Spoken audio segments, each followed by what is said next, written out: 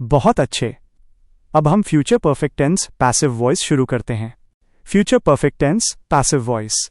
इस टेंस का इस्तेमाल तब होता है जब हम कल्पना करते हैं कि भविष्य में किसी निश्चित समय तक कोई काम पूरा हो चुका होगा या कर लिया गया होगा।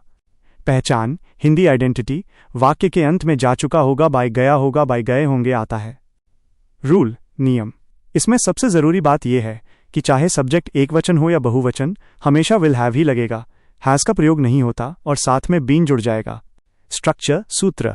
Object plus will plus have plus BEEN plus verb, third form plus by subject. 15 सकारात्मक वाक्य, अफर्मेटिव सेंटेंसेस। यहां हिंदी और अंग्रेजी अनुवाद दिए गए हैं।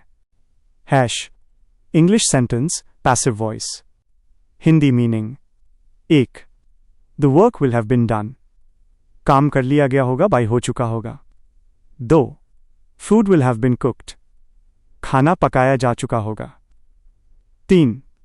The letter will have been written. पत्र लिखा जा चुका होगा। 4. The thief will have been caught. चोर को पकड़ लिया गया होगा। 5. The room will have been cleaned. कमरा साफ कर दिया गया होगा। 6. The clothes will have been washed. कपड़े धो लिए गए होंगे। 7.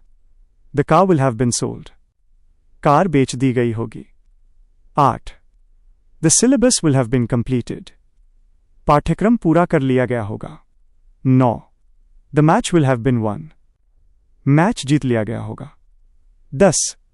The bill will have been paid. Bill का भुगतान कर दिया गया होगा। 11. The house will have been built.